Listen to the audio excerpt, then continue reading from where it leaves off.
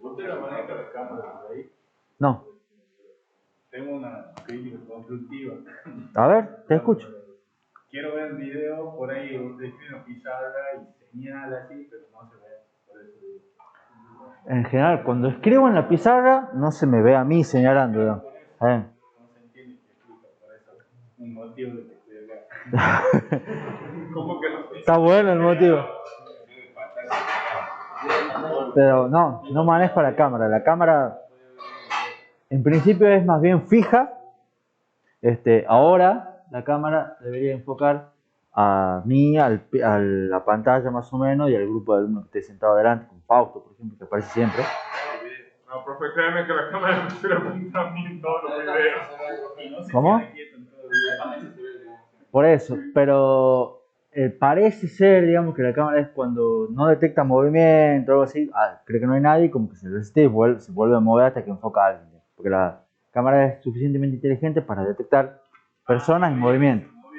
Entonces, si yo me voy al pizarrón capaz, no me detecta la cámara y al rato se reinicia, se resetea. Capaz, por eso. Por ahí va, digamos, pero no la manejo. Sí, lo mismo a veces que señalo acá y acá y acá, se me ve chiquitito, digamos, y uno más o menos. ¿Quién será el ingeniero Valentini? No. Boletín está ahí dentro de la cámara manejando. Ninguno de los dos. Pequeña, la cámara funciona igual, ¿verdad? Bueno, ¿qué tal? Han descansado el lunes, por lo menos. No, dice Maxi. Por eso, capaz que les ha venido bien para algún examen. Tampoco. ¿Se acuerdan algo de la clase pasada? Que no es excepción. No es excepción. Pero vimos dos cosas en la clase pasada, varias cosas, pero en general, lo primero que vimos es la terminación, la finalización del tema 9, que era temas avanzados del pipelining, y vimos cuáles son las limitaciones que tiene el paralelismo a nivel de la instrucción, de las cuales, ¿cuál es la más fuerte? ¿Cuál es la limitación más que más influye en que yo no pueda emitir muchas instrucciones en paralelo al mismo tiempo? Las dependencias en general. Las dependencias y riesgos de datos de las instrucciones es la limitación más fuerte que tiene el hecho de poder largar muchas instrucciones en paralelo, ya sea con superescalar, fuera de orden y todas esas cosas. ¿Qué? No está enfocando nada. No está enfocando nada, está enfocando cosas. Ahí está. No sé si está grabando tampoco. Estoy grabando, sí. Desde acá veo. Todo bien. Vamos a cambiar un poquito el ángulo para que vea mejor. Pero... Gracias, Benjamín. Vimos ejemplos de procesadores superescalares modernos. Vimos lo que es manejo de excepciones o interrupciones en un procesador en pipeline, cosa que Benjamín dice que no se acuerda nada. Que a la larga, dentro de todo, digamos, lo bueno es que lo que hacía una excepción era que me generaba un camino raro, me hacía que tenga que cambiar el PC, saltar a otro lado. Y ese cambiar el PC y saltar a otro lado, para nosotros, desde el punto de vista de pipeline, es un riesgo de control. Entonces tengo que hacer más o menos lo mismo, el mismo tratamiento que hacía con los riesgos de control. Con la excepción de, bueno, tener que agregar algunos registros adicionales, etc.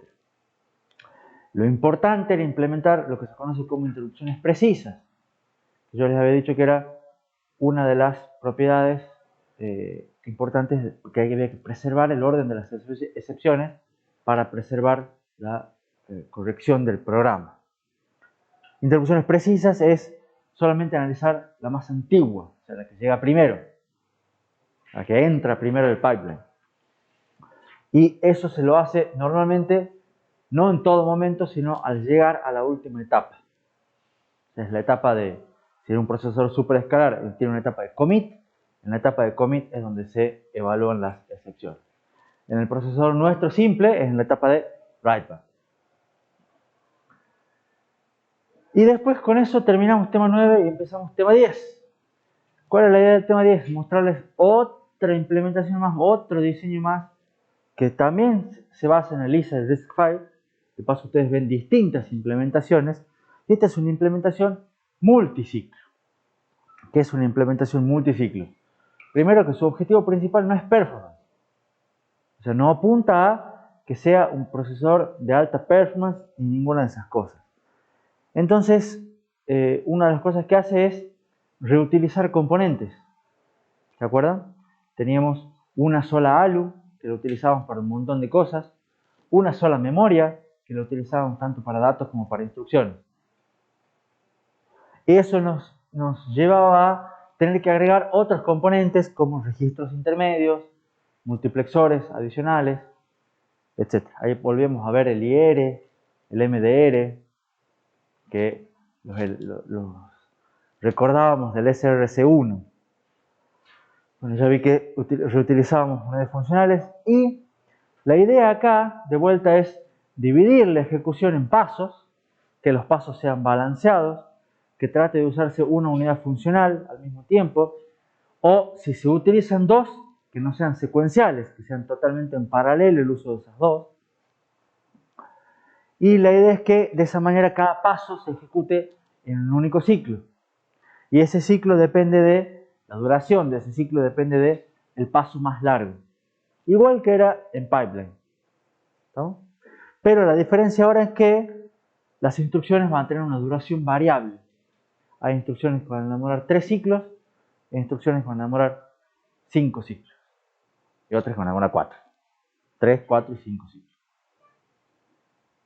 Ahora sí, con este pequeño repaso, ¿se acuerdan algo? Más o menos. Hay una, si tienen las diapositivas a mano, me interesa bastante. Yo las tengo a mano también. Esto no, pero a ver, esto sí me interesa. ¿Se acuerdan de esa tablita? Si ustedes no se acuerdan de esa tablita, tengan la mano esa tablita. ¿Qué era lo que es esta tablita? Los pasos. El primer paso era el fetch, el segundo paso la decodificación, y de ahí teníamos varios pasos que dependían de la instrucción. ¿Se acuerdan? Los dos primeros pasos eran comunes. Una tipo R hacía primero en la ALU la operación, después guardaba el resultado y no hacía nada más. Demoraba 4 ciclos, 4 pasos. Las de memoria eran fetch, decode, cálculo de la dirección de acceso a memoria, y después el load leía, el store escribía, y el load eventualmente tenía su quinto paso, que era el dato leído, lo escribía en el banco de registro. ¿Estamos? Y los saltos, fetch, decode, y si son los datos iguales, escribimos PC. Profe, en el único momento donde no se trabaja en paralelo sería la parte de load y de store, donde tenemos el load, porque ahí tenemos que decirle más o menos. No, estas que son, en realidad tendrías que tener una columna para el load y una columna para store. Esto es como que deberían ir acá en dos columnitas separadas y el load abajo de uno. A eso me refiero porque memory allow se está usando para dos fines distintos. En una se extrae y en otra se almacena. Por eso. Sí. No, lo vas a saber por las señales de control. Una va a ser para load y una va a ser para store. ¿Entendés? Y esto, te digo, a la larga van a ser, es como que fueran columnas diferentes. Es por el tipo de instrucción. Tipo R, vas a hacer una load, vas a hacer una store y vas a hacer un branch. ¿Se entiende? El paralelismo que yo decía de utilizar dos unidades funcionales, por ejemplo, en el fetch. ¿Se acuerdan? Porque en el fetch hacemos un acceso a memoria y también usamos la ALU. Pero podemos hacer las dos cosas, ¿por qué? Porque lo que se hace en la ALU no tiene nada que ver con lo que se accede a memoria. Los dos usan PC como dato. Entonces, se pueden hacer en paralelo. No es que la salida de memoria a esa la pongo en la ALU. Ahí sería una secuencialidad, entonces lo separo en dos pasos. ¿Está claro? En este caso se está haciendo en paralelo la suma con la... se hace la suma, o sea, se utiliza la ALU para sumar PC más 4 y se utiliza el acceso a memoria para buscar la instrucción. Vale, lo dejamos en algo out. Dejás en ALU out. Exactamente. Eso porque un momento. No, en realidad no lo dejás en ALU out, fíjate. Acá dice que lo escribe en PC. Eso porque en un momento se escribe y en el otro se lee. Eso que vimos la clase pasada. ¿Qué cosa? No, El PC. el PC siempre se escribe al final del ciclo. Entonces se lee todo durante todo el ciclo para tener la operación de la ALU y para acceder a la memoria y al final se escribe. ¿Está claro? Profe, Sí, estos son multiciclos, ¿verdad? sí. ¿Siempre los multiciclos tienen peor performance? No, no necesariamente tienen peor performance. Simplemente que no están pensados para que tengan un excelente performance. ¿Estamos? Entonces, hemos visto el camino de datos que lo acabo de pasar rapidísimo. No creo que valga la pena detenernos en el camino de datos de vuelta.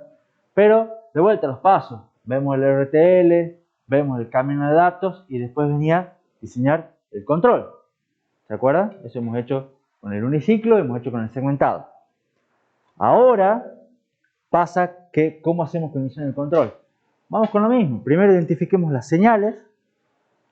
Para identificar las señales tenemos más multiplexores acá. Hemos agregado multiplexores, entonces necesitamos nuevas señales de control. Pero nos encontramos con un pequeño inconveniente. Ahora las señales de control no dependen únicamente de la instrucción. ¿Por qué? Porque, ahí está el ejemplo. ¿Qué debe hacer la ALU en el caso de una instrucción de suma? Y ustedes podrían responder fácilmente, bueno, tiene que sumar, ¿no? Pero esa sería una respuesta incorrecta. Depende porque si bien recién llega la de suma, no pasa directo a la ALU. ¿Cómo? Hago el fetch de la... Bueno, y en el fetch, ¿la ALU hace algo? No, parece. Sí, Ah, sí. hace PC más 4. Parece nomás el add. Por eso. Pero lo que dice, la clave está en lo que dijo Joaquín recién. Dentro de la misma instrucción add, la ALU se usa varias veces. No solo se usa para sumar los operadores, se usa varias veces. Repase, fíjense la tablita. En el fetch se usa para hacer PC más 4. En la decodificación se usa para hacer PC más inmediato. Que no se la usa, pero se la hace igual. ¿Vamos? Y después, en el tercer paso, recién hace A más B. O sea, se la usa 3 veces. Entonces la clave sería, ¿en qué ciclo? O sea, las señales de control que le tienen que dar a la ALU van a depender no solamente de la instrucción, sino del ciclo en el cual se está ejecutando esa instrucción. Esta secuencial no lo va a tener que ser secuencial. Exactamente. ¿Entienden todos por qué? Ya no depende solamente de la instrucción, sino depende de la instrucción y de qué momento de esa instrucción esté. Porque las unidades funcionales se reutilizan. Entonces hay que ver si, y ahí está la clave de la reutilización y por qué tiene que ser un control secuencial. Entonces la ALU en distintos ciclos va a hacer distintas cosas. Entonces tengo que decirle, depende de la instrucción, pero depende de qué ciclo de la instrucción. En qué parte, en qué paso de la instrucción estamos o queremos darle la señal de control. Sí. Tengo una duda con el RTL. Sí. Porque en el fetch nosotros hacemos PC, tomamos PC más 4. Sí. Y en el decode PC más inmediato. Sí. Pero no tenemos un registro intermedio que nos guarde el PC anterior. Te está haciendo PC más 4 más inmediato. Ah, así. Así te lo está haciendo. Claro. Pero está pensado para que así, digamos. Eh, Un PC menos 4 después. por eso, déjalo ahí por el momento y después lo vemos. No es buena la observación, nadie se había dado cuenta, Pero en realidad debería ser PC más inmediato menos 4 o algo así. Pero lo que podés hacer es directamente que el compilador al inmediato, si vos sabés que es multiciclo, te reste 4 en la constante y ya está. O sea, a la larga lo solucionás. Y lo que a mí me interesa ahora no es eso. ¿Estamos? Pero está bien el detalle porque significa que está atento. ¿No? ¿Alguna otra pregunta? Entonces, la conclusión que llegamos es que el control es secuencial y no es combinacional. Y eso implica que, lamentablemente, no podemos seguir usando el control que veníamos usando y que lo venimos duplicando para los demás, para el uniciclo, para el procesador segmentado. Ahora ya tenemos que buscar otro tipo de diseño. Y no hemos hecho ningún control secuencial, así que vamos a arrancar de cero. ¿Cómo se hace un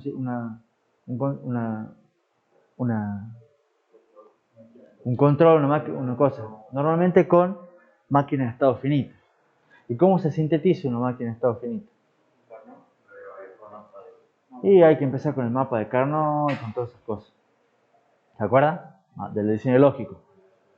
Bueno, no vamos a hacer eso. Les voy a enseñar otras técnicas de síntesis que para mí son una que en teoría la han visto y después otra que no. ¿Está claro esto? Ahora, ¿cómo sería nuestra máquina de estado finito de control? No se asusten. En general, nuestra MEF, que vamos a ver para las instrucciones que vimos, va a tener 9 estados. Y lo importante es que va a ser uno por cada paso de los que habíamos visto de la tablita que les mostré recién, de la tablita del RTL. Entonces la MEF queda una cosa así, que yo después la voy a redibujar en el pizarrón, una vez la explicación. Arrancamos de acá, y no sé si se llega a distinguir todo, pero acá en gris claro, muy tenue, aparece el nombre, entre comillas, del estado. ¿Por qué? Porque esos son los pasos que hemos visto. Entonces, esto vendría a ser el estado de fetch. ¿Sabemos? Que es el comienzo. Cuando termino de hacer el fetch, fíjense, tengo una sola transición que me pasa a este estado. ¿Qué vendría a ser? El decode. ¿No? Cuando termino de decodificar, ¿qué pasa? Salen 3 transiciones. ¿Y de qué dependen esas transiciones? Del tipo de instrucción. Entonces, acá sale para el branch, acá sale para los tipo R, y acá sale para, ya sea de acceso a memoria, ya sea load y store. Entonces, supongamos que te hago fetch, decode, y es una instrucción de acceso a memoria, una load, ¿qué es lo que tengo que hacer? Acá hago el cálculo de la dirección. Es el mismo paso que hemos visto antes, ¿se acuerdan? Pero ahora está puesto como máquina de estado finito. De acá tengo otra bifurcación, según sea load o según sea store. Si es load, tengo que tener el acceso a memoria para leer el dato. Y después escribo el dato en el banco de registro. Y están 1, 2, 3, 4 y 5 pasos de la instrucción load. ¿Lo ven? Cuando termino, ¿qué es lo que hago? Vuelvo a fetch.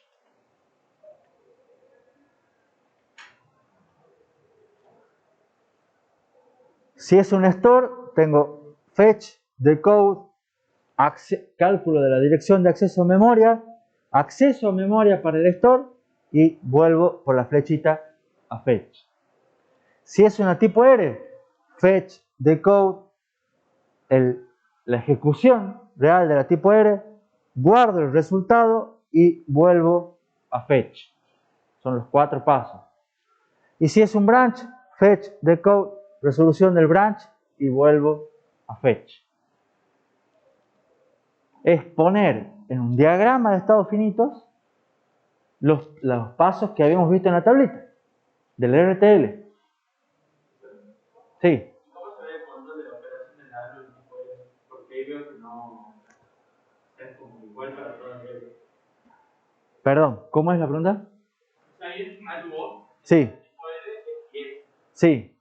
¿Cómo se va a ir el control realmente? Porque sabemos que no va a ser siempre lo mismo.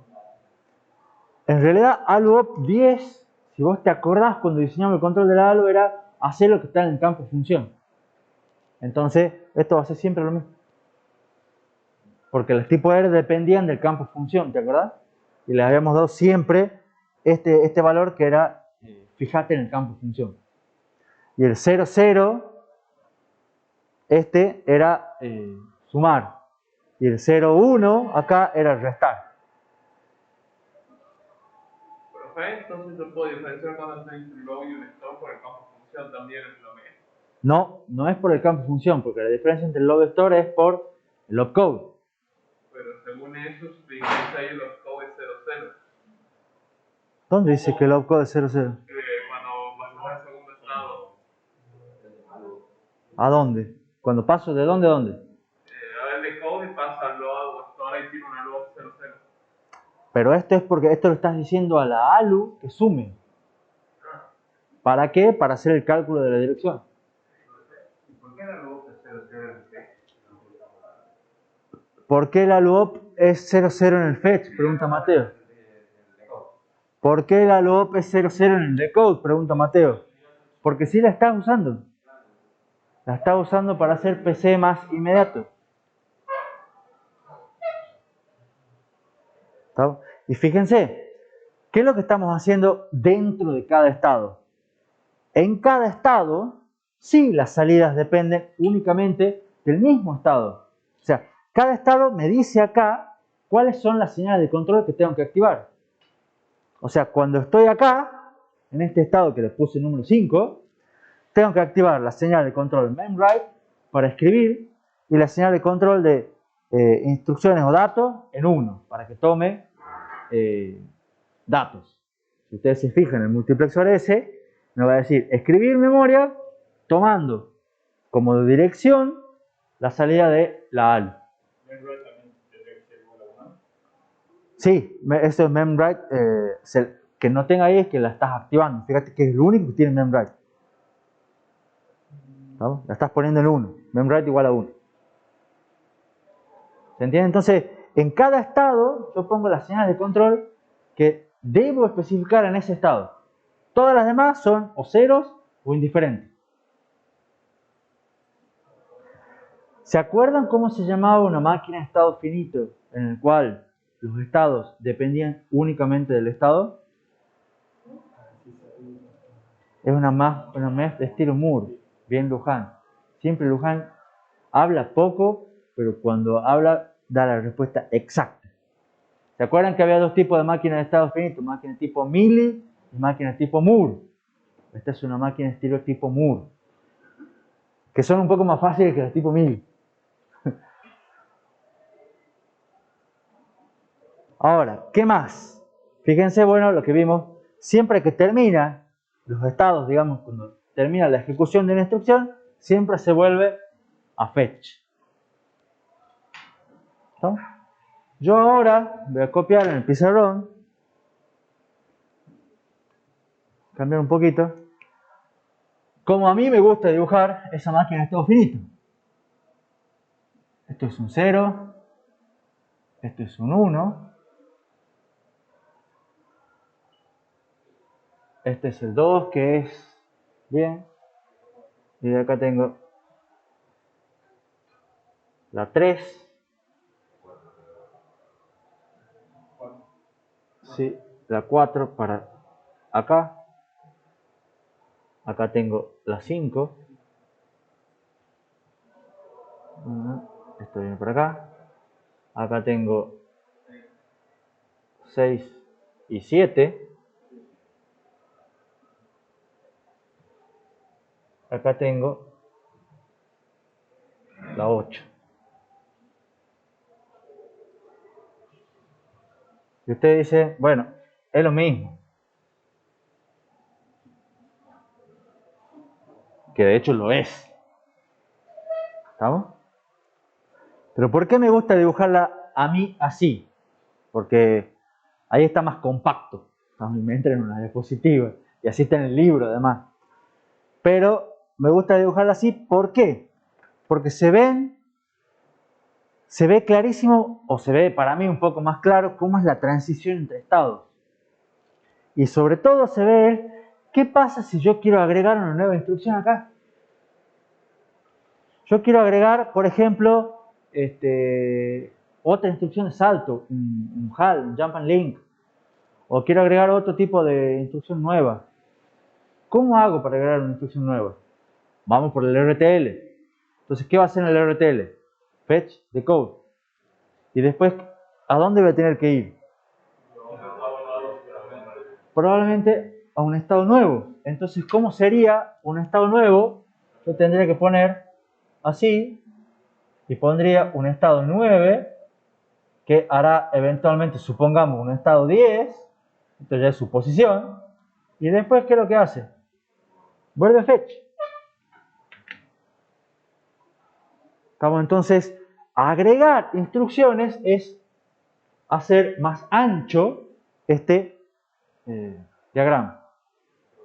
Sí. Si tuviéramos otro tipo de instrucción de acceso a memoria directamente, ya saldría del nodo 2, ¿sería? O si eventualmente ustedes ya tienen algunos estados. Es buena la pregunta de Brian. Yo necesito una instrucción tipo R, pero que haga alguna otra cosa rara. Bueno, puedo venir acá a la 2, después hacer otro estado acá, 9 u 11, 12, y después reutilizar alguno que ya está. Si ya tengo que mandar las mismas señales de control que algunos ya existentes, lo utilizo. ¿Vamos?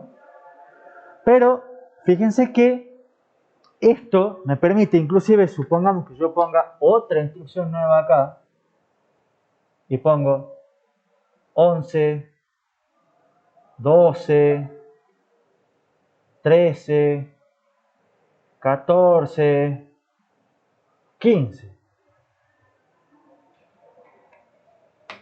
Y tengo una instrucción nueva que requiere 7 ciclos. Uy, es más larga. ¿Qué me importa? Porque la duración del ciclo va a estar determinada por la duración de cada paso. Entonces tengo que ver que estos pasos no utilicen 2 unidades funcionales, ese tipo de cosas. Pero la duración del ciclo no va a estar. Entonces esa instrucción va a ser más larga y no le afecta a nadie. ¿Estamos? Entonces yo puedo agregar más instrucciones con la cantidad de pasos que se me dé la gana. Y es relativamente sencillo. ¿Se entiende? Ahora sí.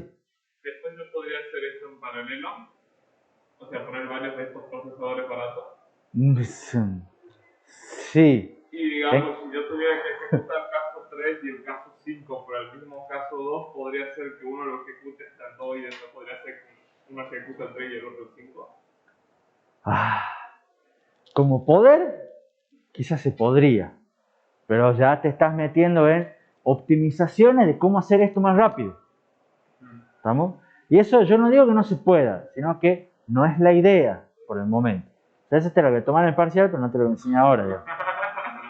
No, mentira, no se lo voy a tomar esa idea en el parcial. Esas son optimizaciones. Vos lo primero que vas a hacer es, vos decís, yo hago un diseño de este tipo. ¿Por qué lo haces? Porque lo quiero barato, porque lo quiero simple. Hacer un control así, decir, pero me anda lento, lo quiero más rápido. Y capaz que te conviene hacer un pipe para mejorar tu productividad y no hacer cosas como las que estás pensando. Capaz que te conviene hacer lo que estás pensando, pero ya es cuestión de hacer los diseños, medir y ver cuál es más rápido y cuál es más barato. ¿Se entiende? Sí. ¿No se contemplan excepciones en la MEP? Por supuesto que se contemplan excepciones, pero al final de la clase de hoy. Claro, habría que ver pensado, ¿no? Bien, bien que ver. Profe, y en cuanto al costo, ¿sería relativamente más barato esto o lo que hacemos combinacional? Ya ahora lo vemos. Ahora lo vemos. ¿Está entendida la MEF? ¿Se entienden los 9 estados?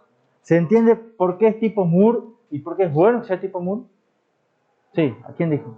Bueno, O sea, el control sí va a ser más caro, ¿verdad? puede ser más caro. Ahora vamos a ver cómo se hace ese control.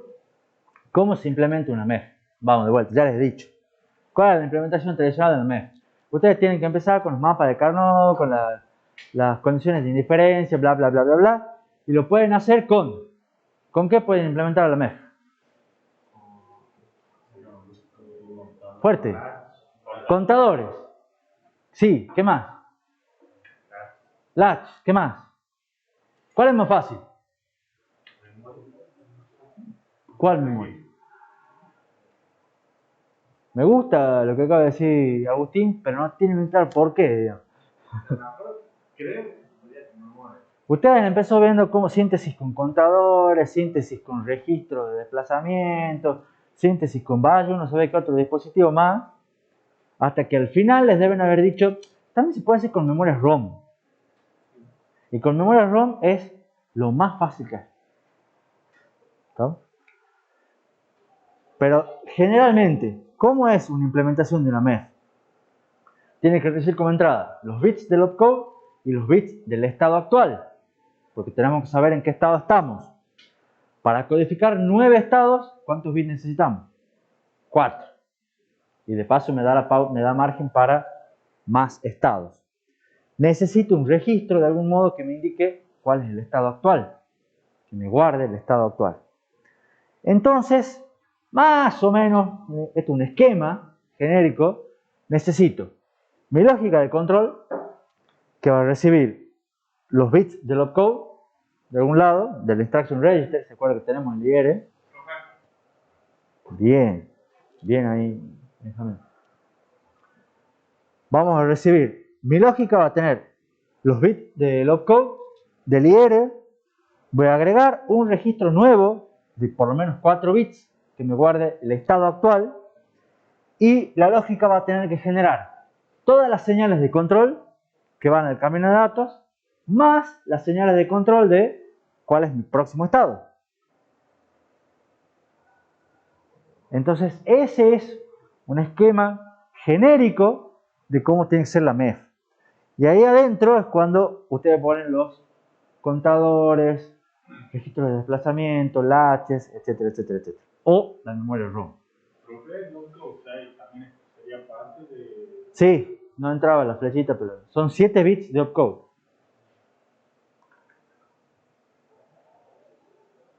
¿Está claro el esquema? Entonces, ahora, antes de ver la implementación con la MEF, pequeña observación con respecto a la MEF en sí, para que la tengamos en mente. Primero, vemos que 3 estados pasan siempre al siguiente. O sea, fíjense, del 0 siempre se pasa al 1, del 6 siempre se pasa al 7 y del 3 siempre se pasa al 4. Y no hay ninguna otra opción. ¿Lo ven? Por eso hice el dibujito ahí. Fíjense además que 4 estados siempre vuelven a 0. De 4 siempre se pasa al 0. Del 5 siempre se pasa al 0. Del 7 siempre se pasa al 0. Y del 8 siempre se pasa al 0. O sea que las transiciones, fíjense que en general están dependiendo solamente del estado. ¿No? El primero no llega a ver, ¿cómo sería? El primero que dice que hay 3 estados que siempre pasan al siguiente. Del estado 3 siempre pasamos al 4. Del 6 siempre pasamos al 7. ¿Y del 1 al 8 podría ser? No. Del 0 siempre pasamos al 1. Del 1 al 8 depende de la instrucción. Están finalizando. El 3 al 4 y ya finaliza y vuelve. Del 3 siempre pasa al 4 y del 4 finaliza y pasa al 0. Pero siempre puede ver que el 4 siempre pasa a 0, el 5 siempre pasa a 0. ¿No contaría también por el primer caso? ¿Cómo? ¿Contaría siempre por el primer caso? No, porque no es el siguiente, llamémosle. Es una cuestión de numeración. Por eso lo pongo como del 4 siempre pasa al 0. Le puede cambiar los números, pero siempre hay... De acá siempre pasa para acá. No va a ningún otro lado. Y fíjense, solamente hay 2 estados que tienen bifurcaciones. Que son el estado 1 y el estado 2. Y esas 2 bifurcaciones dependen ya de la instrucción. Es más, voy a agregar acá. Acá voy a poner, este es tipo R. Esto es branch. Y esto es load o store. Y esto es load. Y esto es store. Vamos a mostrar levemente el dibujito. Entonces, eso me permite que yo pueda construir esa tabla. ¿Qué es lo que me muestra esa tabla? Me dice, la salida va a ser 0, o sea, la salida de mi próximo estado va a ser 0 cuando yo esté en el estado actual. 4, 5, 7 u 8. O sea, cuando esté en el 4, 5, 7 y 8, yo sé que mi estado siguiente es 0. Cuando yo esté en el estado 0, ¿cuál es mi estado siguiente? El 1, nada más. Cuando esté en el 1, me fijo en el opcode y si el opcode es load o es store, paso al 2. Si estoy en el 1 y el opcode es tipo R, paso al 6, que es ese. Si estoy en el 1 y el opcode es branch, paso al 8. Pero si ustedes se fijan cómo se generan las salidas, en general dependen, acá son 4 que van a 0, para el 3 siempre va, bueno, para el 4 siempre va el 3, ¿cuál es el 7? Siempre depende del 6. O sea, son simples las transiciones. Y eso nos va a ayudar para los diseños que vamos a hacer de la ROM. ¿Se entiende esto? ¿Alguna pregunta? ¿Estamos bien? ¿Cómo es la implementación con una ROM? Es lo que yo les dije, la más simple. ¿Por qué? Porque ustedes tienen la cantidad de, vuelvo acá, tienen la cantidad de entradas. ¿Cuántas entradas son? 7 del opcode más 4.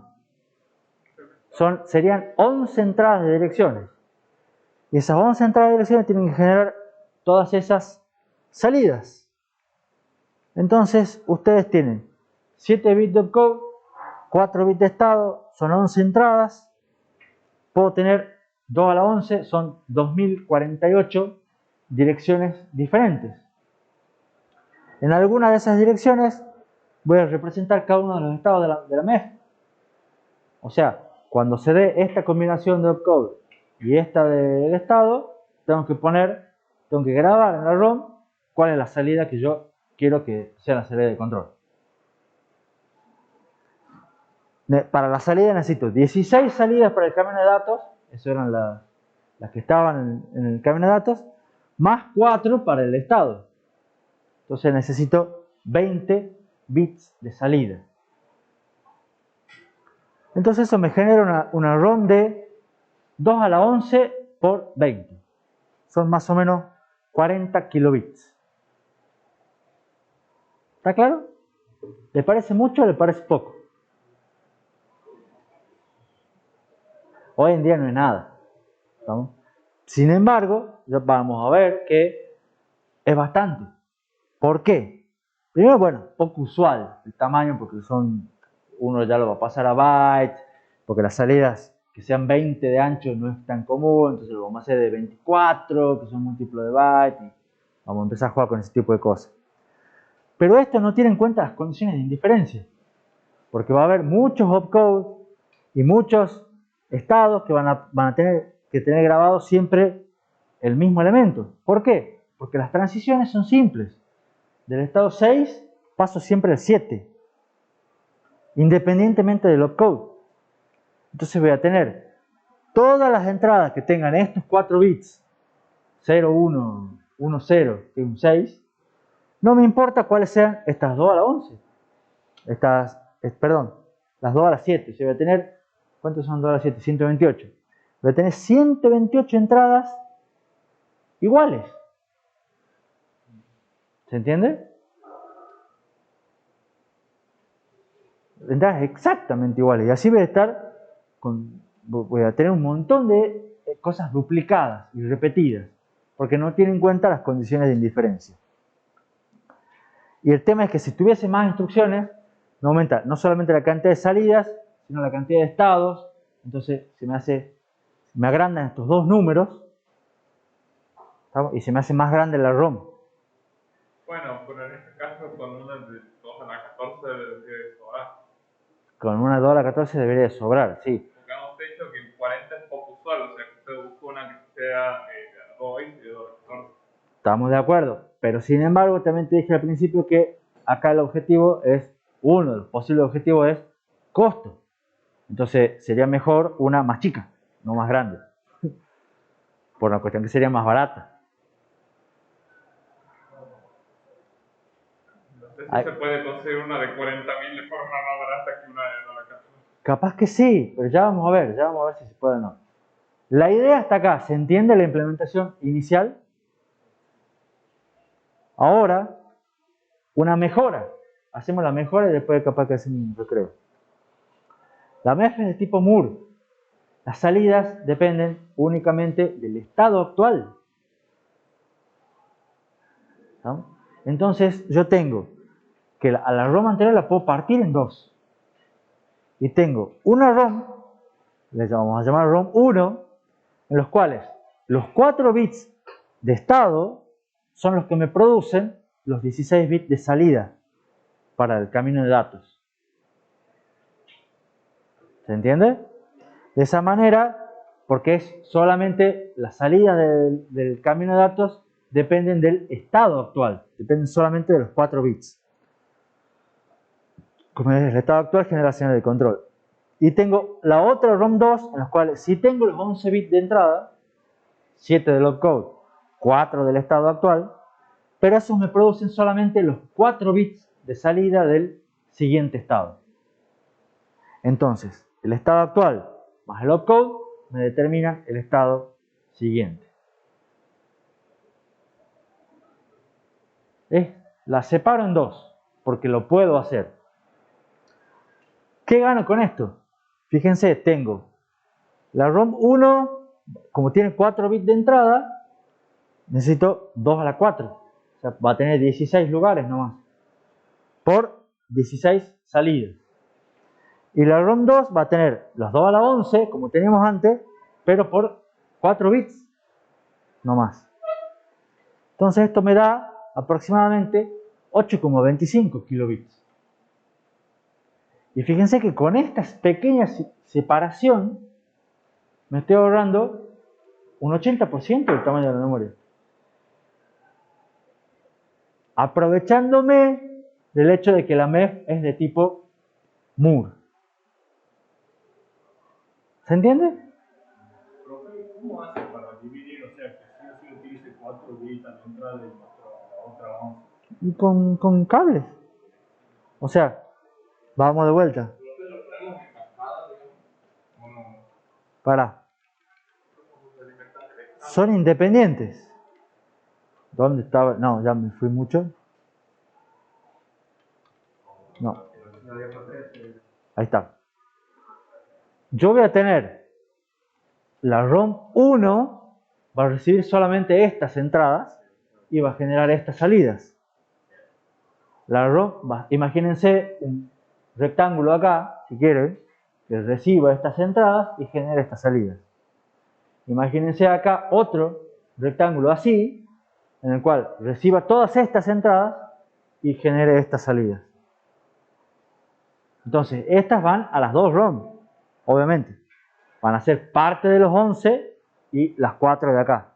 Y voy a tener, este cuadrado va a tener una ROM grande acá y otra ROM más chiquita acá. ¿Y cómo determina que, bueno, está en mayor cantidad ahí en azul? Depende de los 4. Porque estas son las señales de control que van en el camino de datos y dijimos que como la MEF es de tipo Moore, estas señales dependen únicamente del estado actual. Sí. No sé si sería algo de por medio, porque el estado se realimenta a sí mismo. Y ese tiene 4 entradas, entonces yo tengo que discernir si quiero leer la del registro de estado o si quiero leer la que me viene de la ROM. Los 4 bits de entrada. De la ROM 2, estas son salidas. Y estas lo que hacen es guardar un registro y este registro se actualiza, como todos los registros, al final del ciclo. Pues entonces va cambiando la salida de la otra ROM, ya con la misma entrada. No te estoy entendiendo. En cada ciclo, esto lo tenés fijo. Esto alimenta una ROM, la ROM te devuelve un resultado y ese resultado lo escribió al final del ciclo. Y al ciclo siguiente, esto va a tener otro estado, va a generar otra señal a la ROM te va a devolver otro valor y lo vas a escribir al final del ciclo. Pero digamos, eso sería en la segunda ROM, en la que tiene 16 de salida. Sí. Y tiene 4 de entrada. La cuestión es que la entrada va cambiando, pero eso es la cuestión cómo cambia. Va cambiando el valor de salida de La primera ROM, la ROM esta no toma los valores de acá, los toma de acá. Los toma del registro de estado. Sí, pero cómo va cambiando el valor de ese registro, ¿dónde saca ese valor cambiante? Ese es mi punto. De la otra ROM que está La salida otra y de ROM la está generando constantemente valores distintos por el mismo code. ¿Cómo es eso? Ese es Yo mi no te estoy entendiendo. ¿Cuál es el valor que vos te querés cambiar? El del state register, ¿cómo Este. hago para ese es el que va cambiando? ¿Cómo es la cuestión de que se cambie? Pero este cambia solamente al final del ciclo. Se actualiza una vez, igual que el IR. ¿Eso te responde la duda o no? Se va cambiando. O sea, es como todos los registros, como el PC, como el A, como el B, como el out. Vos tenés un registro más. Pero es este register. ¿Entendés? Y este tiene una entrada de clock. Se actualiza, los registros se escriben siempre al final del ciclo. ¿Se entiende? ¿Eso resuelve tu duda o no? Creería que sí. Vamos a ver. Pero, digamos, ¿con qué genera los estados siguientes? ¿Cómo con qué genera los estados? Para generar la lógica del siguiente estado necesitas estas 11 señales. Necesitas las 4 del estado actual más los 7 bits del opcode para implementar la MEF. Ahora salió pregunta bien. Yo quería preguntar eso, pero no me salió bien la pregunta. Pero sí sale la pregunta bien. Bueno, por eso trabajan bien juntos. Uno tiene las ideas y el otro las plasma. Entonces, ¿dónde estábamos? Primero con la ROM grande, después hacemos una versión mejorada. ¿Dudas hasta aquí? Esta versión, como dice ahí, es más eficiente porque es más chica. Acá ya estoy, digamos, al hecho de separarla en dos ROM y hacerlo dos ROM más chicas. Fíjense que esta ROM, que tiene 16 entradas, ¿vamos? Tengo que codificar mis 9 estados. Entonces ya tengo menos desperdicio. ¿Estamos? En esta ROM sí sigue teniendo las 2048 entradas, pero ya es por lo menos por 4 bits. Entonces ya es un poco más chica. ¿Estamos? Es más barata. Pero de todas maneras sigo teniendo múltiples direcciones que no se necesitan y múltiples direcciones redundantes. Porque esa de 2 a la 11 sigue siendo grande. Sigue teniendo las 2048 direcciones, de las cuales voy a tener muchas cosas duplicadas. De vuelta, 128 direcciones que indiquen que del estado 0 se pasa al 1. O sea, solamente ahora va a haber 128 direcciones que van a decir 1, 1, 1, 1, 1, 1, 1. Porque van a ser todas las que, para los 4 bits de entrada igual a 0, todas tienen que mandar un 0001 como salida. Entonces, el problema lo tenemos, solamente que lo hemos achicado, pero sigue siendo igual. Fíjense que la ROM 2 es la que contiene las señales para determinar el próximo estado. Y es la ROM más grande. Porque de los 8,25 era la grande, era el 97% del total. Pero habíamos dicho antes que las transiciones eran simples. Entonces, ¿por qué? Porque de un estado pasa al siguiente, o de otro estado pasa a 0. Entonces, si la mayoría de las transiciones son simples, ¿por qué tenemos la ROM más grande para tener datos redundantes? ¿Se entiende? Suena a desperdicio. ¿O no? Bueno, pero les cuento cómo es la idea y ahí hacemos el break. La idea es utilizar lo que se conoce como microprogramación. Microprogramación es decir, la salida de la ROM 1, que son las salidas de control, la vamos a llamar como si fueran microinstrucciones, que son las señales de control para el camino de datos. Cada estado de la MEF va a representar una microinstrucción. Por eso yo tenía mis 16 entradas, pero ahí grababa los 9 estados de la mesa. Y a la ROM 2 la vamos a reemplazar por un circuito. Y ese circuito le vamos a llamar secuenciador. Y ese secuenciador va a tener un registro para mantener el estado actual, un sumador que me sume 1 para pasar al estado siguiente, y una lógica que la vamos a tratar de hacer lo más simple posible, que me va a ayudar a determinar el próximo estado. Entonces nos vamos a quedar con una ROM chiquita y un circuito secuenciador que les voy a mostrar después del recreo qué tal es. ¿Estamos? ¿Preguntas? No se puede conectar con redundancia a la ROM 2 para tener una sola dirección y después hacer cosas como compartas y así. Sí, podría. Y vamos a ver que esto es mucho más simple. ¿Qué es más barato?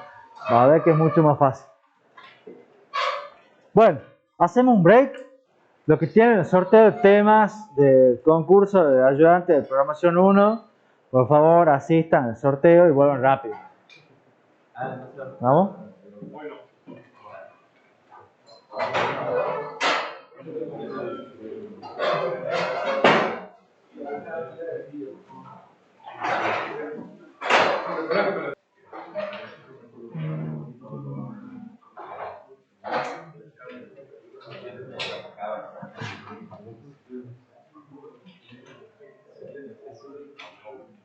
Bueno, retomando un poco, mientras esperamos que vuelvan los compañeros ausentes, vamos con el cronograma que tienen cosas divertidas. La idea es hoy terminar el tema 10. Ojalá lleguemos. Muy largo el recreo, pero bueno. Mañana, ya saben, jueves, tienen práctica a las 15. La evaluación del TP5. ¿Cómo le está yendo con esto? Mal, allá, bien, dicen algunos. Bueno, no, ya mandó algunas por Discord. Una de las cosas buenas es que no hay práctico nuevo esta semana. O sea, en ese sentido. La cosa mala es que la semana que viene parcial. Antes de eso hay otras cosas buenas. Que es que, si terminamos hoy el tema 10, que es lo esperable, ni viernes, ni lunes, ni miércoles tenemos clase. El viernes ganamos, el viernes también. No, viernes no. Está buena la idea, pero no. No. El viernes ya es otro, ya después del parcial, ya es otra historia, ya damos vuelta a la página. Digamos. Ahora, yo probablemente venga igual los 3 días, y esté o encerrado en el laboratorio, por ahí. Mi idea sería que estaría bueno que coordinemos algún día para consulta, para los cuales yo digo, si coordinamos los 3 días para consulta, yo ya por experiencia ya sé qué les pasa, ¿qué es lo que va a pasar? Que no va a venir nadie, ¿sabes? Que van a venir todos el miércoles. ¿Estamos? Entonces, podríamos ponernos de acuerdo, ya sea ahora, si quieren, o directamente lo dejemos el fin de semana, después del práctico 5, total no hay apuro, y decimos el miércoles seguro armamos una consulta a las 8 de la mañana. ¿Estamos? Y lunes y viernes, bueno, ya vemos si es opcional, todo. Igual ya saben que pueden contestar, pueden preguntar por Discord, etc. Pero en principio, viernes, lunes y miércoles van a descansar de mí, van a poder estudiar bien para el parcial, que es el jueves de la semana que viene a las 15, y van a poder también estudiar para, creo que tienen otros parciales estos días. ¿Así es? El martes. Entonces estaría genial no tener clase ni el viernes ni el lunes. ¿Cómo? Sí, trato por lo menos. No. Yo trato de mantener lo que... Entonces venimos duro, pero hasta acá llegamos y ahora llega la época de examen, entonces aflojo un poco. aflojamos un poco. ¿Estamos? Espero que lo utilicen bien y el parcial estén todos afiladísimos, ¿no? Y nosotros nos volvemos a ver con clase el viernes 13, después del parcial, a las 8 de la mañana, para empezar el tema 11. ¿No? Al día siguiente el parcial, sí. O sea, el descanso es breve, es a tarde, se relajan. Es breve, breve. Sí, también.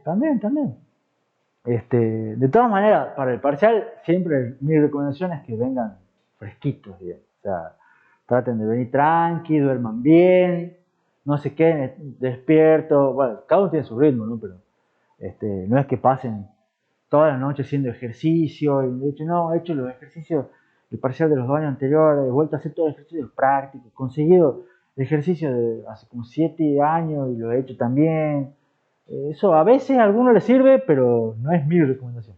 Mi recomendación es que vengan frescos, abiertos a algo nuevo y algo diferente, porque de eso se trata los parciales. ¿Preguntas?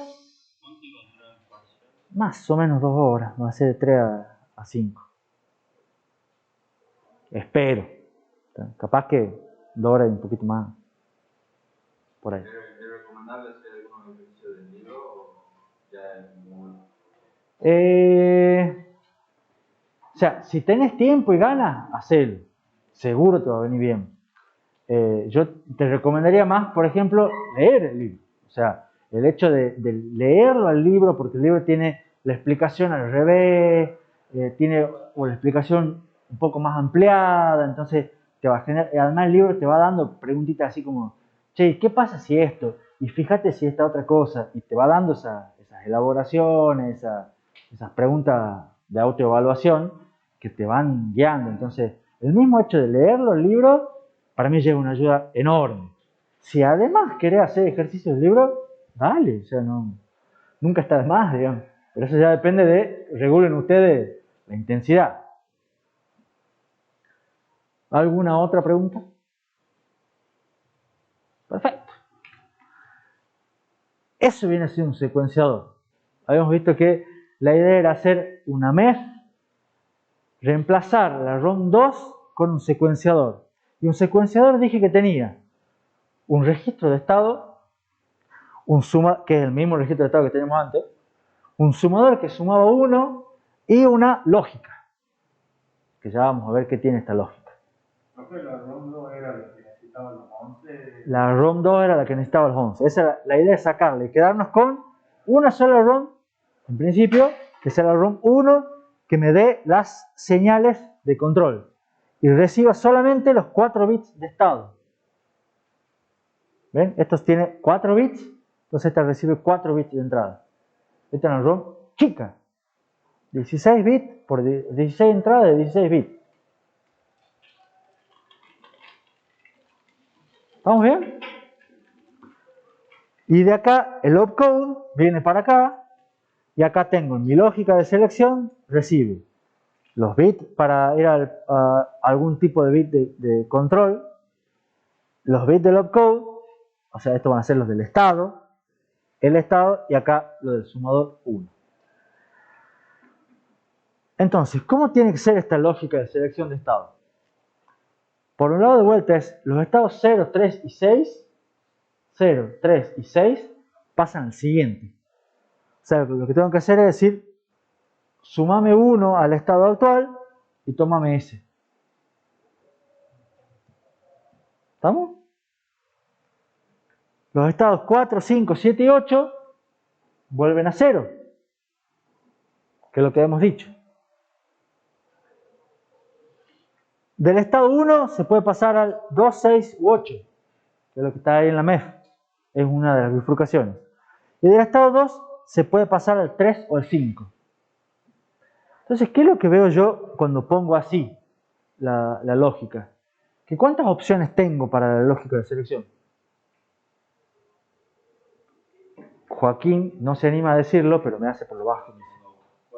Me dice, tengo 4 opciones. O sea, fíjense que siempre es o paso al siguiente, o paso a 0, o tengo un salto, una bifurcación, o tengo la otra bifurcación.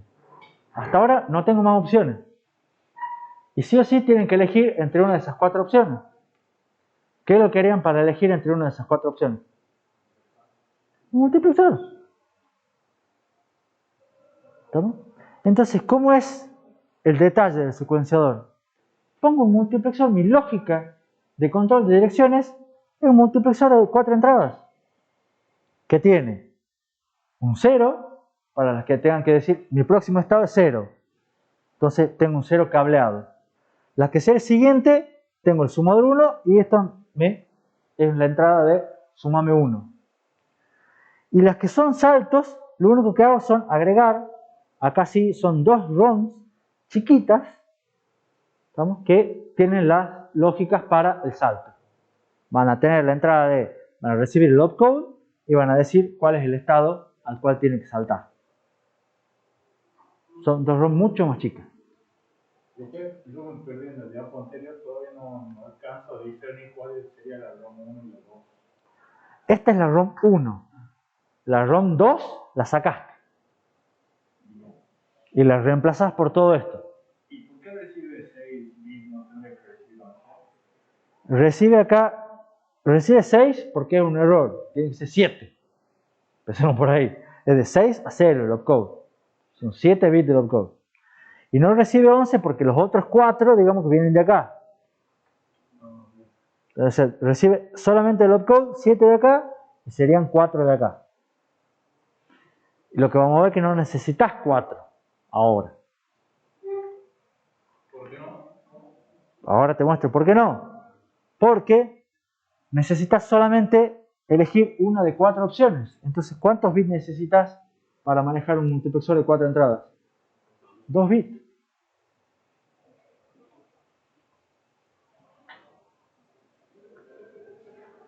Entonces, ¿qué es lo que estamos haciendo? De acá, del IR saco el opcode y con esto alimento 2 ROMs chiquitas. Estas 2 ROMs me van a permitir seleccionar la entrada 1, son las entradas, son ROMs que tienen 4, está temblando mucho, 4 bits de salidas que me van a permitir elegir cuál es el próximo estado. Con esta señal de control, controlo el multiplexor que me elige si tomo un 0, si tomo la salida de esta o el siguiente. Sí. ¿Por qué tengo 2 ROM? Porque son las ROM que me van a permitir hacer estas bifurcaciones. Una por cada bit. Una por cada bifurcación. Porque son las únicas que van a depender del opcode.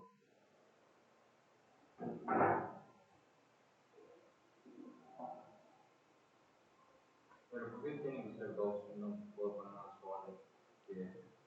Porque las usas en diferentes entradas en diferentes momentos. Entonces por eso pones 2. Fíjese, ahí está más o menos cómo sería el contenido de cada tablita. Estamos en la ROM 1, pongo, si recibo este opcode, genero esta señal de salida. Entonces, por ejemplo, si recibo un load, tengo que pasar al estado 2. Y eso es lo que dice la tabla de allá. Si recibo un store, tengo que pasar al estado 2. Si recibo una instrucción de tipo R, tengo que pasar al estado 6. Si recibo un branch, tengo que pasar al estado 8. Y este tiene una más, un jump al 9. ¿Estamos? Y ahora, ¿por qué no puede ser la misma? Porque acá fíjate que vos tenés otra ROM en la cual recibís las mismas entradas de opcode, pero te pasan a otras salidas. Esta es, si recibo un load, pasa al 3. Y si recibo un store, pasa al 5. ¿Está bien el 5? Sí.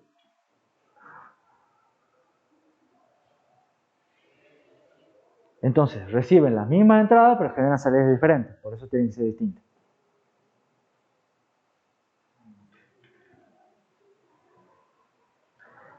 Ahora, ¿qué ventaja tiene haber hecho esto? Fíjense, a la salida de control, que eran 16, les tenemos que agregar ahora 2 bits. Entonces van a ser 18 en vez de 20. Eso es un poquito menos. Cada fila va a representar un estado. ¿Ganaron algo en el sorteo? Terminé haciendo yo el sorteo. Y una persona que tiene más suerte. Y salió el tema bonito. Funciones. Cada fila va a representar un estado y vamos a tener, esto va a ser, de vuelta, los estados, las salidas, esto es lo que hay que grabar en la ROM 1. ¿Estamos?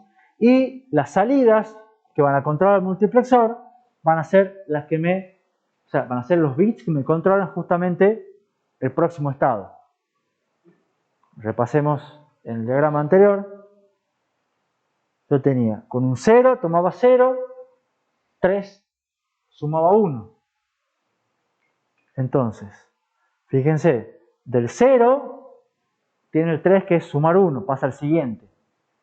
Del 1 tiene el 1 que es usar la ROM de despacho 1 porque tengo una bifurcación.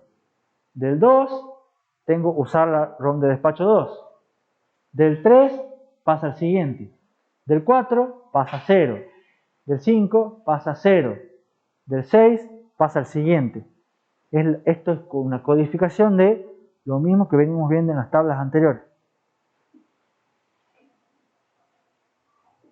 ¿Se entiende? Bueno, se han perdido 10 minutos.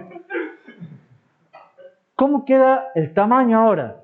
Fíjense, tengo la ROM 1, pasa a tiene 2 a la 4 entradas, porque recibe solamente los bits del estado, y tiene 18 salidas. Entonces 2 a la 4 por 18. Y después tengo la ROM de despacho que son 2, empezamos por ahí, reciben 7 entradas, 2 a la 7, y generan 4 bits de salida. Esto me da 1,28. Y si lo comparamos con la versión anterior, tenía 8,25 y la anterior tiene 40. O sea que se fijan que es mucho más chica. ¿Y qué es lo que hemos agregado? Un sumador que suma 1, que es facilísimo de hacer. Un multiplexor de 4 entradas, que es facilísimo de hacer. Y nada más.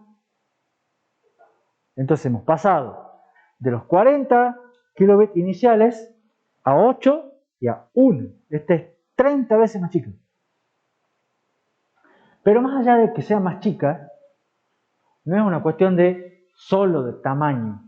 Es una cuestión de flexibilidad. ¿Por qué? Porque si ahora quieren agregar nuevas instrucciones, ¿qué es lo que tienen que hacer? Agregar más estados. ¿Y qué es agregar más estados? Agregar más líneas acá. Más líneas en la ROM 1. ¿Pero todo el secuenciador y la ROM de despacho cambian? No. Eventualmente, si tienen otra bifurcación, ¿qué es lo que van a tener que hacer? Agregar otra ROM de despacho. ¿Estamos? Pero de por sí, la ROM de despacho número 1 ya permite 128 saltos. ¿Lo ven? De entrada. O sea que ya permite de acá tener 128 bifurcaciones posibles. Bifurcaciones diferentes. O sea que ya es bastante apta, por decirlo así. Profe, la única... El problema sería si tuviera una bifurcación, por ejemplo, como tiene el audio editor. Ahí, por ejemplo, tendrías que agregar otra más. Si yo de acá, de la 10, paso a la 20, bueno, acá tengo que agregar otra ROM de despacho. Pero de todas maneras, es un diseño mucho más chico, mucho más flexible. ¿Estamos? Entonces ustedes a medida que empiezan a poner nuevos estados, ¿qué es lo que se puede hacer? Nuevas combinaciones. Y empiezan a poder hacer cosas como esta.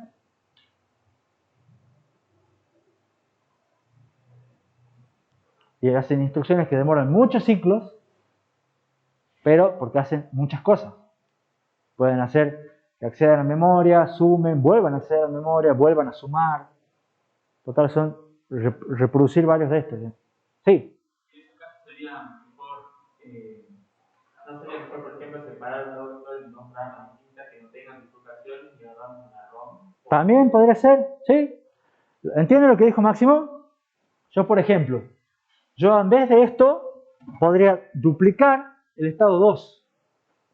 Entonces, tener un estado 2 y un 2', llamémosle, que va a ser otro estado, que van a ser iguales, pero de eso tendría del 1, si es un load paso al 2, y si es un store paso al 2'. ¿Se entiende? Y de esa manera tengo un estado duplicado, pero me ahorro una ROM. Sí, señor. Claro, o sea, le agregas una entrada más a la ROM, pero te ahorras una ROM. ¿Sí? Eso es una buena optimización. Y fíjate, hacer cálculo de tamaño, fíjate cuánto te ahorras. Es una buena cantidad igual, ¿no? Pero, sí se puede. Y si duplico todo, no puedo poner ninguna ROM. ¿Cómo? Si duplico todo, el 0, el 1 para cada rama, no pongo ninguna ROM. Y no. La misma idea, digamos. No, ya no. Porque creo que definitivamente Porque sí o sí vas a tener una que te dependa del opcode. ¿No? Este te ahorra una chiquitita, pero vas a necesitar una sí o sí. ¿Preguntas? Entonces, ahí va. Después de todo esto, ¿qué es lo que se conoce como microprogramación? Todo esto que venimos viendo es microprogramación. La idea es definir, o sea, ustedes tienen un programa, como los que hacen, los que enseñan, los que piensan ser ayudantes de programación, que alarga una secuencia de instrucciones, ¿no? Que hace algunas cosas con algunas estructuras, que indica qué hacer y cómo sigue la secuencia. La idea es que ustedes tienen la ROM 1, tienen todas las señales de control para el camino de datos y qué hacer, y tienen cómo sigue la secuencia, porque tiene la lógica de selección del próximo estado. Entonces, a la larga es bastante parecido. Entonces se dice que cada línea de la ROM 1 es una microinstrucción, porque cumple la misma cosa. Y el contenido de la ROM 1 es un microprograma. ¿Estamos? También se lo llama microcódigo. Y también se lo puede llamar firmware. Entonces yo tengo lo que está ahí, está grabado, y es qué es lo que hace mi procesador. ¿Estamos? Entonces yo quiero, por ejemplo, agregarle una instrucción nueva. ¿Qué es lo que hago? Cambio el microcódigo, cambio el microprograma. Agrego, saco la ROM esa, pongo otra ROM, con las mismas salidas, mismas entradas, pero con otro contenido, y cambio el código, hago que haga más instrucciones. Entonces podría sobreescribir la ROM. O se podría sobreescribir la ROM si es una ROM moderna que se puede sobreescribir, con una flash. ¿Estamos? Es por eso que cuando dicen que actualizamos el firmware del celular y irreversible. Por ejemplo, no sé si es exactamente la misma idea, pero va por ahí. Va por ahí, porque este es el firmware del micro. ¿Estamos? esto sería el principio cuando trabajan los procesadores, ¿sí? Bueno, Claro. Fíjense, el registro de estado, nosotros lo tenemos que apuntar a la próxima microinstrucción, se lo llama microprogram counter. Pero no es registro de estado, porque es un registro que me apunta a la próxima microinstrucción, es un micro PC. Y así pueden hacer un microensamblador, formato de las microinstrucciones y toda la misma historia que venimos viendo. MicroISA y todo esto, pero no vamos a entrar en esos detalles. Pero sí, que se puede, se puede. Y hay varias maneras de hacerlo. Pero, ¿qué implica todo esto? Lo importante es que cada instrucción se mapea a una secuencia de microinstrucciones. O sea, el add se mapeaba a microinstrucción 0, 1, 6, 7. Y después vamos a la siguiente. ¿Se entiende? Entonces, las microinstrucciones son las que manejan la señal de control, mientras que las instrucciones son las que manejan datos, manejan operandos. Las microinstrucciones son fijas, están grabadas, no las pueden cambiar, a menos que cambian la ROM, ese tipo de cosas. Las instrucciones cambian entre programas. Yo tengo un programa, tengo otro programa, eso es variable. Cambiar las microinstrucciones implica cambiar la ROM de microcódigo, cambiar el firmware. Se lo hace para corregir bugs, se lo hace para ampliar el set de instrucciones. O se lo hace para que una máquina se comporte como otra, que es una emulación. ¿Vamos? Es muy fácil con esto agregar nuevas instrucciones. ¿Por qué? Porque tienen que hacer esto que les mostré acá. O sea, directamente agregan nuevos pasos, nuevas microinstrucciones, o reutilizan algunas anteriores, porque ya las tienen hechas. Generan un nuevo punto de entrada y dicen, vamos a hacer fetch de code y salto a tal cosa. Los puntos de entrada se guardan en la ROM de despacho 1. Y así es fácil como uno puede hacer los famosos set de instrucciones incrementales. Es decir, ahora que ya tengo esto, hago una instrucción que me haga una cosa más. Y ahora hago otra que me haga esta otra cosa más, como le dije recién. Ya ahora puedo hacer la suma, pero también puedo tener un dato en memoria. Entonces accedo a memoria primero, lo traigo y después lo sumo. Y después lo guardo en memoria. Total, son pasos que ya los tengo. Entonces lo van armando y hacen las instrucciones tipo sys complejas y llevan a los ISA incrementales. Que no es que esté mal, insisto, es otra manera de hacerlo de la que habíamos visto antes. ¿Preguntas? ¿Hasta aquí? ¿Por qué era incremental de ISA? Porque se te ocurrió una nueva instrucción y lo agregabas. Se te ocurrió una nueva instrucción y la agregabas. Porque como es fácil agregar instrucciones, la agregabas y agregabas y agregabas. Todas normalmente reutilizan el mismo camino. No sé si todo, pero cambiar el camino de datos, tengo que cambiar el control. Acá no es cambiar el control, sino es cambiar solamente la ROM del control. O reescribir la ROM. Todo lo demás queda fijo. Ahora, esto sí, aparte de utilizar todo esto que acabamos de ver, también utilizarían pipeline. Sí. Los procesadores modernos, sí. Más o menos la idea de la... Exactamente. Una mezcla. Ya vamos a ver. ¿Alguna otra pregunta? Sí. Los drivers, por ejemplo, de la impresora utilizarían el firmware del microcontrolador. Los drivers están en otra cosa y lo que tienen es código. Tienen programas, o sea, tienen instrucciones de Lisa. ¿Entendés? No utilizan este firmware. Utilizan las instrucciones de Lisa y están programadas con las instrucciones de Lisa. De hecho, están programados en lenguaje probablemente de alto nivel y después un compilador los pasa a las instrucciones de Lisa. ¿Alguna otra pregunta? Ahora, como en Pipe también vimos manejo de interrupciones y excepciones, y vimos que había que hacer introducciones precisas, y vimos que necesitábamos un registro que me guarde el PC que causó, el PC de la instrucción que causó el problema, y un registro adicional que me ayude a determinar la causa del problema. ¿Se acuerdan? Las dos cosas. ¿Cómo hacemos con un procesador de este estilo para determinar una excepción o una interrupción? Tenemos que dar soporte en este control, en este camino de datos, a interrupciones y excepciones. ¿Alguna idea? Lo que se hace es agregar estados. Entonces, ¿qué es lo que va a pasar? En algún momento uno va a tener que determinar, ¿hubo alguna excepción? ¿Hubo alguna interrupción? Habría que agregar un estado en cada, o sea, una microinstrucción.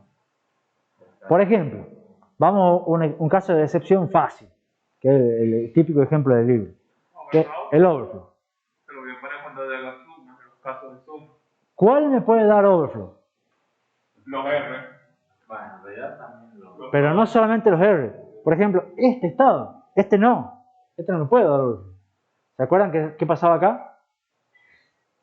En la instrucción tipo R, ¿qué hace la instrucción tipo R? Fetch, decode, acá hace la suma, la operación, y acá guarda el resultado. Entonces, en guardar el resultado no me puede generar un overflow, pero en hacer la suma sí. Entonces, ¿qué haría yo para ver si hay un overflow? Tengo que hacer una bifurcación y agregar un nuevo estado. ¿Lo ven? Entonces lo vamos a poner con otro color que color hemos utilizado, el azul. Yo podría venir... No estoy mostrando el pizarrón. Gracias, Benjamín. Yo, por ejemplo, de acá, yo podría decir, si hubo un overflow, paso a un estado 30. De ahí haré algo, pasaré a otro estado, 31, supongamos, y después ¿dónde tengo que ir? Al fetch.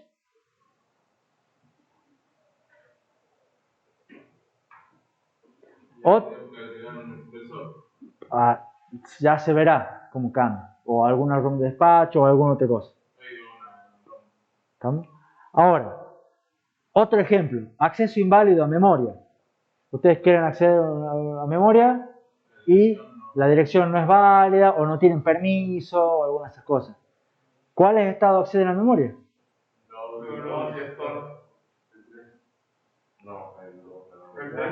El 3 y el 5.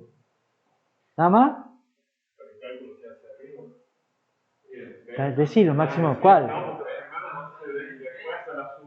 Déjenlo hablar, Máximo, no lo escucho qué dice. Y el fetch.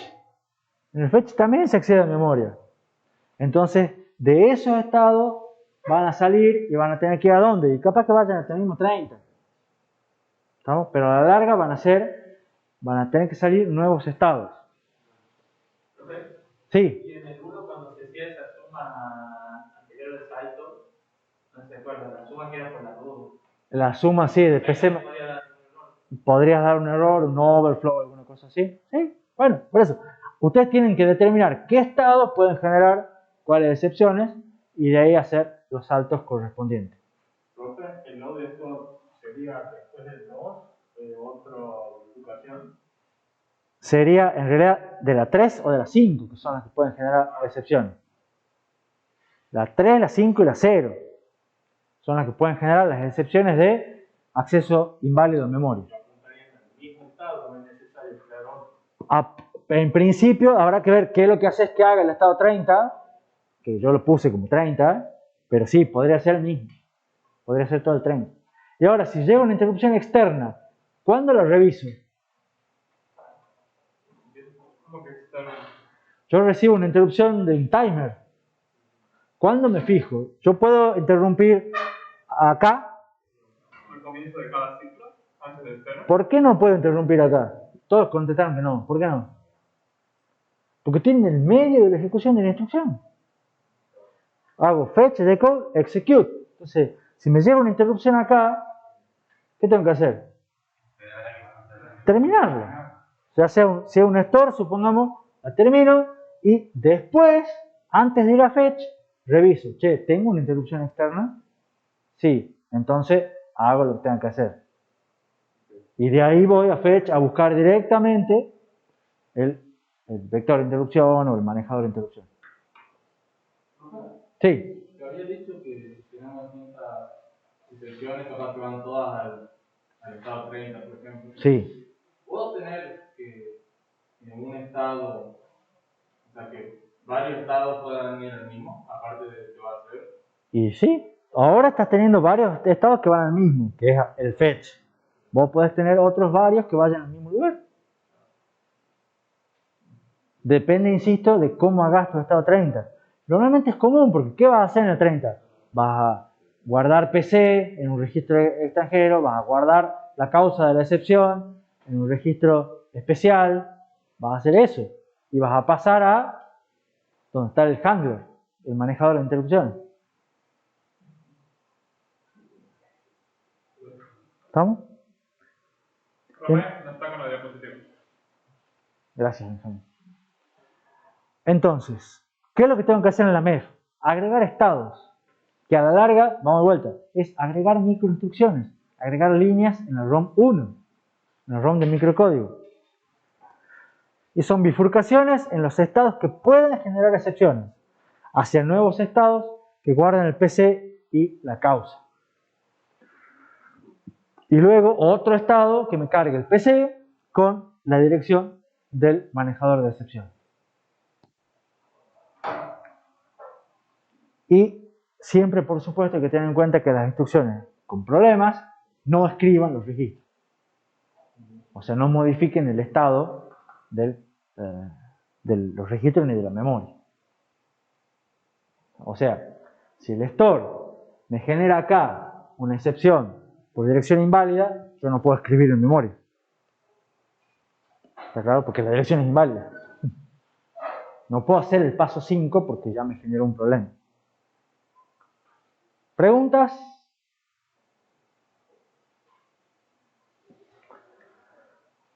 Entonces, conclusiones. El diseño tiene sus cosas de sencilla, no es el más fácil, tampoco es el más difícil, pero sí tiene que es muy flexible. Es muy fácil de ampliar y de agregar nuevas instrucciones y de cambiar, porque permite hacer modificaciones con el tiempo. O sea, me olvidé de poner la instrucción tal, que era útil. Bueno, la agregamos. O al revés, descubrí que había una instrucción que te puede hacer los programas. Siempre hago estas mismas cosas porque me sería bueno tener una instrucción que me haga todo más fácil. Entonces agrego una instrucción nueva. ¿Se puede decir que es escalable? Totalmente. Permite implementar instrucciones bastante poderosas, pero en general vimos que los compiladores no las usan. Se puede hacer, pero no conviene. Facilita tener distintos ISEs en la misma máquina. Directamente lo pueden manejar, que es lo que graban ustedes en la ROM. Facilita la compatibilidad, porque es sacar una ROM, poner otra. ¿Cómo sería lo del ISO, profe? Vos podés tener directamente, decir, bueno, si yo quiero hacer, tú puedes hacer lo que es emulación.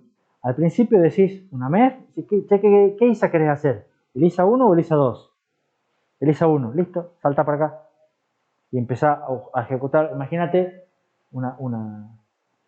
dos MEF diferentes con un selector arriba. A la larga una MEF más grande. Podemos tener distintos ISA Claro. en el mismo ROM. Y decir, voy a usar este con algún fusible, algún switch, algún jumper. Entonces decir, listo, utiliza este, saltamos siempre para acá. Cambio el jumper, vamos a utilizar esta otra porción. Lo mismo que un micro puede ser que ponemos tantas, dos. Por ejemplo, por ahí va. En las introducciones sí o sí tenemos que esperar que se termine lo que se está ejecutando para poder. Exactamente. Todas esas cosas, te está sonando algo de micro. Porque es un sistema embebido, básicamente. ¿Sí? Puedes tener distintas máquinas con el mismo firmware. O sea, acá yo tengo distintas implementaciones, todas con el mismo código. Estos son todas máquinas compatibles. Entonces, tiene sus ventajas. Que las ventajas no van por el lado de performance, van por el lado de uso, de compatibilidad, de flexibilidad, escalabilidad. ¿Estamos? Ahora, en general, todas las ventajas no van por el lado de la performance. Tienen peor performance normalmente que las máquinas RISC. No es necesariamente, pero es lo más común. Ahora, sin embargo, si yo pudiese ejecutar las instrucciones en un único ciclo, como si fueran microinstrucciones, y si pudiera escribir programas que directamente produzcan microinstrucciones, y si la mayoría de los programas usara las instrucciones simples, que son como las microinstrucciones, ¿no podría ser que ande todo más rápido? Y si además lo cargara en RAM y no en ROM, ¿por qué no hacer directamente eso? Y la realidad es que sí, se hace eso. Y eso es lo que les mostré yo al principio, porque esto es parte de las preguntas que se han hecho los que han hecho la filosofía del RISC. Y la idea del RISC es hacer instrucciones simples en un solo ciclo. ¿Estamos? Y hacer poquitas, para que sean fáciles. Entonces, todo lo que vimos nosotros con con el uniciclo y el segmentado, en realidad es respuesta a esto. ¿Vamos? Y lo que hacen después, yo les conté también qué hace Lisa del X86. Empezó así, se hizo complejo, después vio que perdía performance. ¿Qué es lo que hizo? Hace sus microoperaciones. ¿Se acuerdan? Que tenía un conversor de instrucciones a microoperaciones. Y ejecutaba microoperaciones. ¿Se acuerdan? Lo hace. O sea, a la larga, tiene su ISA pasaron a ser como macros de sus microoperaciones. Que es la idea esta, ¿bien? O sea, lo que vimos en Super Pipeline, por ejemplo, Super Escalar, era así. No, lo que vimos en Super Pipeline y Super Escalar es otras técnicas para aprovechar pipeline en extremo y paralelismo a nivel de instrucción. Esto estamos hablando de ISA, estoy hablando de lo que vimos en el tema 6. Cuando vimos RISC-V y vimos X86. Y ahí, si pueden repasar, van a ver que les hablé de microoperaciones. Y esto es lo que hace la gente de Intel. Así lo hacen. Y de esa manera ganan performance. ¿No? Y es la inspiración para todo lo que vimos nosotros de performance. Históricamente, esto vino primero. Y el uniciclo y el segmentado vinieron después. Pero yo se lo enseño al revés porque creo que es más fácil. Desde mi punto de vista. Y del libro también, ¿no? O sea, tampoco soy tan creativo. En realidad en el libro, si vieron, está uniciclo, multiciclo y después pipeline. Está diferente. Resumen. Vimos un nuevo estilo de diseño. El objetivo era optimizar recursos, hacerlo más barato, no que sea mejor performance. Teníamos para eso reutilizar unidades funcionales, agregamos algunos registros que necesitamos de almacenamiento temporal. Ahora las instrucciones no se hacen todas en un solo ciclo y tengo un CPI mayor que 1, lo cual sabemos que en principio me perjudica, pero tengo un ciclo T pequeño, entonces está bueno. Las instrucciones se dividen en pasos, se usan solamente los que se necesiten. La duración del ciclo está determinada por el paso más lento, que ahora ustedes ya saben que es la microinstrucción más lenta. El control es secuencial, no es combinacional, es diferente. Se especifica con una MEF de 9 estados, que es la que tenemos en el pizarrón. Las señales de controles, por suerte, dependen del estado. Entonces, por eso lo podemos hacer con una ROM, con 2 ROM, pero termina siendo poco eficiente porque no estamos aprovechando condiciones de indiferencia. ¿Qué es lo que hacemos entonces? Utilizar microprogramación.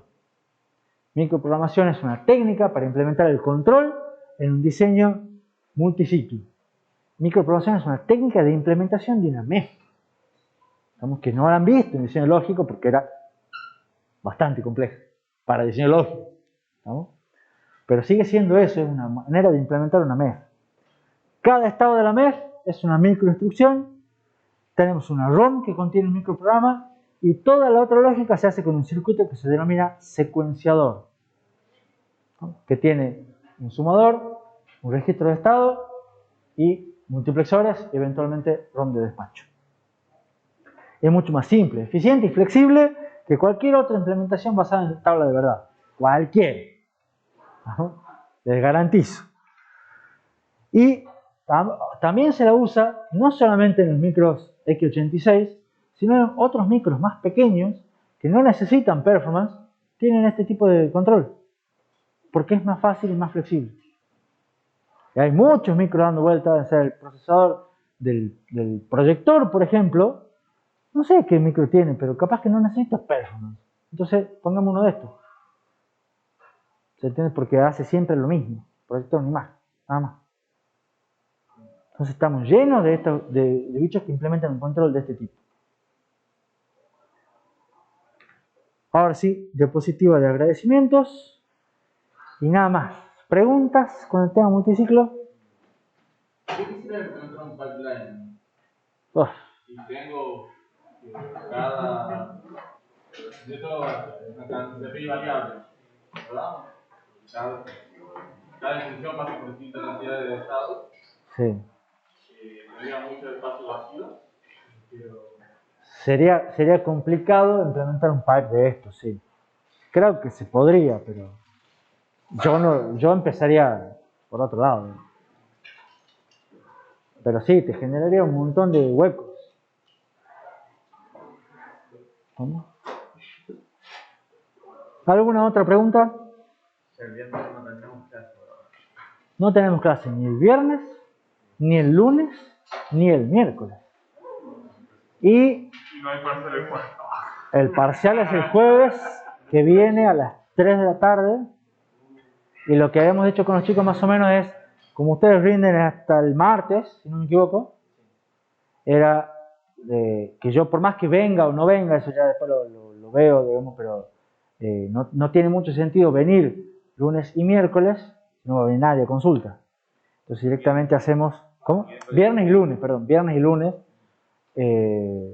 Puede que venga o no, si alguno quiere venir capaz me encuentre, pero capaz que es mejor organizar una consulta masiva, digamos, para que vengan los que quieran, por supuesto, miércoles a la mañana.